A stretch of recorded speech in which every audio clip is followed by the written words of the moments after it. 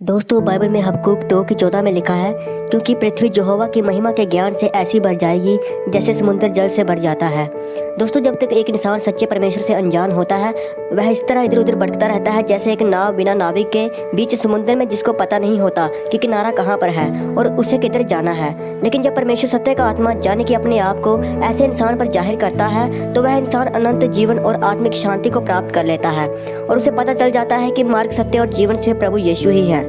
दोस्तों आज हम संसार में देख सकते हैं कि बहुतायत के साथ लोग प्रभु यीशु जी को अपना मुक्तिदाता और एकमात्र सच्चा परमेश्वर ग्रहण कर रहे हैं और पवित्र आत्मा की अगुवाई में चलकर दूसरों तक भी सच्चाई को पहुंचा रहे हैं। जहां तक कि अब दूसरे धर्मों को मानने वाले कई लोग भी प्रभु यीशु जी की बातें कर रहे हैं और इन्हीं में से एक है बॉलीवुड के वर्सेटाइल एक्टर राजेंद्र गुप्ता, जो कि अपनी एक्टिंग और कविताओं के लिए जाने जाते हैं। और उनकी कई कविताएं हैं, जिनमें से एक कविता है गुड फ्राइडे, जिसको उन्होंने अपनी जुबानी लोगों को सुनाया है। और यह कविता प्रभु यीशु जी के मानव जाति से रखे गए बेशुमार प्रेम और उनके बलिदान को भी बयान करती है और इस कविता के माध्यम से प्रभु यीशु जी की महानता और दया को भी बताया गया है। तो चलिए दोस्तों सुनते हैं इस कविता को। मन जब भी संकट में होता है, सबसे पहले तुम याद आते हो। मन जब भी संकट में होता है, सबसे पहले तुम याद आते हो। याद आता है तुम्हारा साहस, तुम्हारी जिद और सबसे ज्यादा तुम्हारी निर्भयता। दुबले पतले निहायत मामूली जिस्म में आकाश जैसी आस्था और धरती सी सहनशीलता मुझे किसी और में दिखाई नहीं पड़ती। दुबले पतले निहायत मामूली जिस्म में आकाश जैसी आस्था और धरती सी सहनशीलता मुझे किसी और में दिखाई नहीं पड़ती।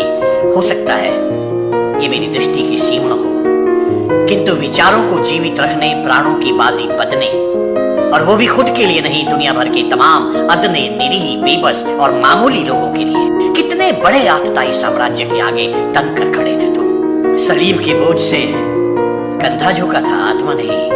अपने कमाए हुए सत्य को बचाने के लिए कितनी बड़ी कीमत चुका रहे थे तुम। तुम्हारे जर्जर हाथ पैरों में निर्दयता से ठोकी गई थी अमानवीयता की कील और चीख की जगह निकली थी दुआ अन्यायियों के लिए। कोई नहीं तुझसा पूरी मानव सभ्यता में, एक भी कोई नहीं तुझसा।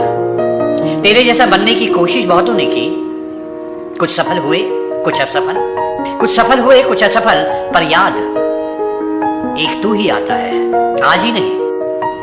प्रत्येक उस पल जब छाते हैं बादल संकट के और घिरता है अंधेरा खटाटो। प्रत्येक उस पल जब छाते हैं बादल संकट के, घिरता है अंधेरा खटाटो।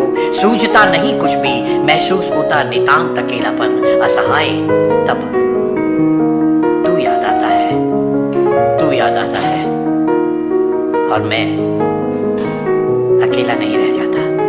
धन्यवाद। तो दोस्तों आपको यह वीडियो कैसी लगी, आप हमें कमेंट सेक्शन में जरूर बताएं। परमेश्वर आप सभी को आशीष दे।